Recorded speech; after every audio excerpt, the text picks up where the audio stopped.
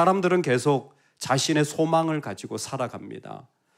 어릴 적 소망이 있고 인생을 향한 소망이 있고 심지어 어떤 사람은 인류를 향한 소망을 가지고도 있더라고요. 참 대단하다고 생각이 들었습니다. 그 사람은 작년에 로켓을 발사해서 발사한 로켓가 출발했는데 7분 동안 하늘에서 날고 다시 출발한 지점으로 돌아오는 것 때문에 온 인류가 환호하고 박수를 치기도 하였습니다. 그 사람의 꿈은 인류가 화성에서 사는 것이라고 말합니다.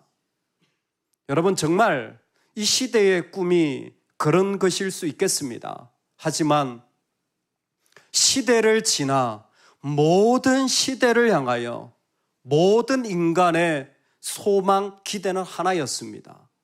죄에서 벗어나는 것이었어요. 죄의 짐을 짊어지지 않은 인류가 없었고 그 죄의 짐에 넘어지지 않은 역사가 없었고 그 죄의 짐으로 말미암아 무너진 수많은 자리들이 인류 역사책에 다 기록되어져 있습니다. 전쟁과 아픔과 그리고 미움과 갈등과 죽임과 살인이 적히지 않은 인류 역사는 어느 한 곳도 없습니다. 그 모든 것에 언제쯤이면 이 일이 끝나나 정권을 바꿔보기도 하고 나라를 바꿔보기도 하고 시스템을 바꿔보기도 하지만 달라지지 않습니다. 그런데 인류 역사에 예수 그리스도가 오셨습니다.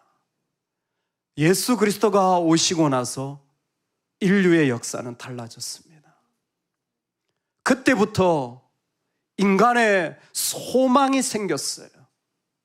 인간의 삶에 말할 수 없는 새로운 길들이 일어났습니다. 죽음에서 이기신 예수 그리스도의 부활이 이루어낸 길입니다. 놀랍게도 이 부활은 예수 그리스도가 오신 이후에도 적용될 뿐만이 아니라 예수 그리스도가 오시기 전에도 하나님을 믿었던 모든 자들에게 생명의 길이 되어지는 이 인류 역사의 모든 시간을 향한 영원한 구원의 길이 되어진 것입니다. 그래서 예수님은 나는 부활이요 생명이다 라고 말씀하시는 것입니다. 나는 부활이요 생명이다 라는 말씀은 먼저는 이런 의미가 있습니다. 나는 생명의 떡이야. 예수님을 먹고 마실 수 있구나. 그 말씀도 있지만 너희 혹시 만나 이야기 들어봤니? 그 광야에서 먹었던 만나의 진정한 약속의 성취가 바로 나에게 이루어진 거야. 예수님은 세상의 빛이라고 말씀하셨습니다. 너희 혹시 불기둥과 구름기둥으로 인도하신 하나님 이야기를 아니? 바로 그 이야기의 성취가 바로 나야. 혹시 너는 선한 목자라는 그 이야기를 들어봤니? 목자로 주님 앞에 고백한 모세와 다윗의 그 약속이 성취된 모습이 바로 이곳에 이루어졌다. 예수 그리스도는 부활이요 생명입니다. 이 말씀은 오랜 하나님이 인류를 구원하고자 생명을 이루고자 하시는 창세 전부터 계획하셨던 그 일들이 지금 성취되었다라는 것입니다. 여러분, 예수 그리스도의 부활은 하나님의 약속의 성취가 이루어진 사건입니다. 하나님의 꿈이 이루어진 시간이에요. 부활은 우리에게 소망일 뿐만이 아니라 부활은 하나님의 꿈꾸던 시간이 이 땅 가운데 시작되었다라는 거예요. 그렇게 놀라운, 정말 주님이 이 땅 가운데 이루고 싶었던 것, 여러분, 우리 각자가 이 땅을 살아가면서 아마 나는 죽기 전에 이런 걸 하면 좋겠어요, 아마 나는 이런 걸 이루면 좋겠어요 하는 것이 있잖아요. 우리 하나님께는 부활이 이 땅에 이루고 싶었던 계획이셨고 일이었습니다. 왜? 부활이 있는 곳에 모든 사람에게 생명에 참여하는 일들이 있어서 부활은 부활 생명이라고 같이 일컬어지기도 합니다. 부활이 있다면 생명이 있기 때문입니다. 부활이 있으면 살아납니다. 부활이 있다라는 것은 다시 일어난다라는 의미입니다. 할렐루야. 부활이 있다라는 것은 어떤 자리에서도 다시 일으켜질 수 있음을 선포하는 하나님의 꿈입니다. 그래서 하나님은 이 땅에 예수 그리스도를 보내시고 예수 그리스도를 통하여 주님이 순종하신 십자가의 순종 가운데서도 끝까지 부활의 시간을 견디시고 바로 안식 후 첫날 주일 아침 이 새벽에 놀랍게 영광과 은혜의 생명의 일들이 일어난 거예요. 여러분, 온 세상 사람들 가운데 한국의 기독교인들은 특별히 부활절 아침이 중요합니다. 왜요? 이 땅에 복음이 들어온 게 1885년 4월 스크랜턴과 언더우드가 바로 아펜젤로와 언더우드가 이 새벽에 한국 땅에 도착한 거예요. 조선에 도착해서 진정한 복음 사역이 시작되어진 겁니다. 양화진에 그 영상을 트는데 미국에 있는 제 지도 교수님을 모시고 영어로 된 버전을 보여드렸는데 충격을 받으시더라고요. 나는 기독교 역사에 이런 일이 일어난 곳을 본 적이 없다. 한국이 이렇게 축복받은 땅이었구나. 세상의 어떤 사람들은 몰라도 우리는 이 아침이 주님의 약속일 뿐만이 아니라 우리의 복음의 출발이 되는 역사를 가지고 있는 사람들이기도 합니다. 하나님은 오랜 동안 일이 일어나기를 원하셨어요. 오랜 동안 인류에게 생명의 길이 이루어지길 원하셨고 이 아침 예수 그리스도를 통하여 이 땅에 선포되어집니다. 생명이 있습니다. 어떤 아픔과 어둠에서도 다시 일어나게 될 줄로 믿습니다. 오늘 그 부활의 생명이 영원토록 우리와 우리 가정과 후대들에게 가득하기를 주의 이름으로 축원합니다. 아멘. 나는 부활이요 생명이다 라고 말씀하신 주님은 곧 이어서 이렇게 말씀하십니다. 나는 부활이요 생명이니 나를 믿는 자는 죽어도 살겠고 무릇 살아서 나를 믿는 자는 영원히 죽지 아니하리라. 여러분, 부활의 비밀은요 하나님의 생명이 시작되었다라는 거예요. 동시에 부활의 비밀은 무엇이냐면 영원히 죽지 않는다라는 겁니다. 부활의 놀라운 부분은 부활을 믿는 자들에게 일어난 일이 있는데 그게 뭐냐면 영원히 죽지 않는다라는 거예요. 여러분, 이 말은 구체적인 의미가 있습니다. 그게 뭐냐면 우리는 다 죽어요. 그게 첫 번째 사망입니다. 우린 다 죽어요. 나이가 들면 다 죽어요. 근데 영원히 죽지 않는다라는 것은 두 번째 사망이 임하지 않는다라는 거예요. 둘째 사망이라고 계시록은 말합니다. 사망은 누구나에게 임합니다. 하지만 하나님과 완전한 분리를 말하는 둘째 사망은 절대 그 사람에게 임하지 않는 거예요. 이기는 자는 둘째 사망의 해를 받지 아니하리라. 첫 번째 부활에 참여한 자들은 둘째 사망이 그들을 다스릴 권세가 없고 계시록 2장에서 20장까지 둘째 사망이 해치지 못하는 자들로 믿는 사람들을 설명하는 것은 오늘 부활의 생명이 준 약속 때문입니다. 부활은 둘째 사망이 없게 만들어요. 둘째 사망이 뭐냐? 하나님과 완전히 분리되어진 거예요. 하나님과 영원히 분리되어진 겁니다. 여러분, 첫째 사망은요 사실 하나님과 분리시키지 못할 수도 있습니다. 왜? 우리가 그 전에 회개하면 되거든요. 우리가 죄를 지으면 회개하면 우리 주님께로 돌아갈 수 있게 되어집니다. 만약 그 고통 가운데 내가 주님을 믿기 시작하면 그 사망의 권세는 무너지게 되어져 있어요.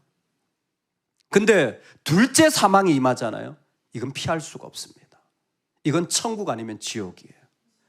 영원한 천국이고 영원한 지옥입니다. 여기에 다른 길은 없어요.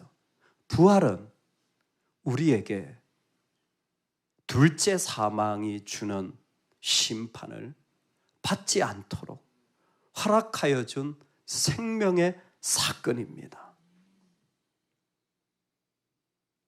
사망보다 더 무서운 것이 회복의 가능성이 없는 자리, 우리는 그 속에서 부활을 통하여 생명을 얻게 되어집니다. 이것을 믿으십니까? 마르다에게 예수님이 하시는 말씀이에요. 이것을 내가 믿느냐? 너에게 하나님의 꿈이 이루어지고 있어. 아, 내가 죽으면 부활되겠지. 아니요. 지금 부활이신 주님이 그곳에 계신 거예요. 그 부활은 지금입니다. 부활하신 주님이 이곳에 있다는 것은 지금 살아나서 역사하시는 하나님의 계획이 시작되었다라는 거예요. 이것을 내가 믿느냐? 마르다의 마음에 여러 가지 생각이 드는 거예요. 우리 오빠 나사로가 무덤에 들어가서 벌써 3일이나 되어가지고 썩어서 냄새가 나는데 무슨 부활이 있다라는 거지? 아마 믿겨지지 않는 마음이 그 안에 있었던 것을 예수님은 아시고 물은 질문이기도 합니다. 하지만 예수님의 궁극적인 질문은 인류를 향한 질문이에요.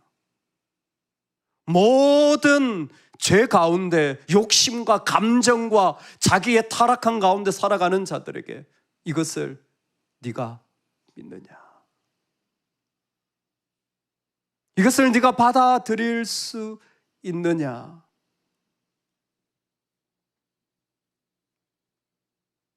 지금 예수님이 부활을 통하여 부활의 생명이 되셔서 우리 가운데 다시 살아나고 다시 일어나고 다시 일으켜져 생명의 삶으로 인도하시는 주님으로 우리와 함께 하십니다.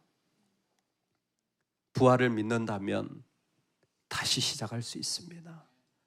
부활을 믿는다면 우리는 새롭게 걸어갈 수 있습니다. 부활을 믿을 때 우리의 삶의 자리는 그 가운데 다시 걸어가지게 될 줄로 믿습니다. 여러분, 말씀 시간인데요.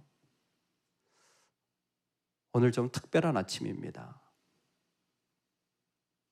눈과 귀만이 아니라 여러분 코를 한번 열어보세요.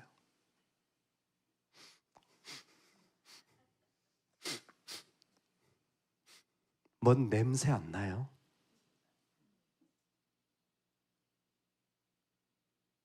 금요일 날 저녁에 저희가 이곳에 하루를 두고 자신의 죄를 졌고 태웠어요. 예수님을 믿은 세월이 얼만데 나에게서 한 가지 죄라도 끊어지기를 고난주간 동안 기도했고, 십자가에 주님이 죽으실 때 내 죄에서 돌이켜야 하는데 죄인 줄 알면서 주님이 기뻐하지 않는 걸 알면서도 살아왔던 것, 끊고자 하는 결단의 시간이었습니다. 예배당에 그 종이가 탄 냄새가 이곳에 배었어요. 그래서 에어컨만 자꾸 틀면 그 냄새가 자꾸 나와요. 근데요, 제가 어릴 때 그 시간이 여전히 기억나요. 그 냄새가 기억나요. 언젠가 한번 수련회에서 그런 프로그램을 했어요. 뭐 죄를 적어서 태운다고 다 없어지냐 묻는다면 그거 아니에요. 예수님의 보혈만이 씻기는 겁니다. 그런데 있잖아요, 때로는 적어보면 내 죄가 보여요. 그리고 정말 주님께 기도할 수밖에 없는 자리가 있어요. 그때도 지금도 구약의 제사는 이랬겠구나, 희생 제물을 태워가지고 하나님 앞에 동물이 타 죽는 걸 그들은 눈으로 귀로 보는 것뿐만 아니라 냄새로 맡았겠구나. 여러분 아세요?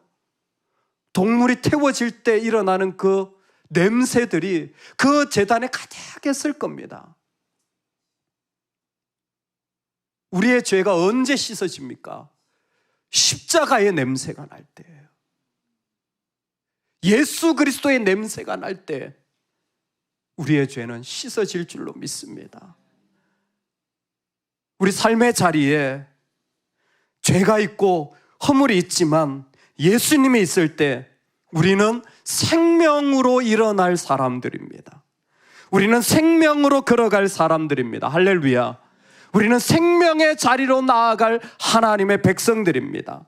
오늘 이곳에 그 생명의 이야기가 저와 여러분의 삶의 이야기가 되어서 눈으로 보여지고 귀로 들려지고 냄새로 맡아질 뿐만이 아니라 그것이 내 안에 소망이 되어 영원의 시간을 예수 그리스도로 다시 일어나 걸어가는 축복이 있기를 간절히 축원합니다. 실패해도 괜찮아요.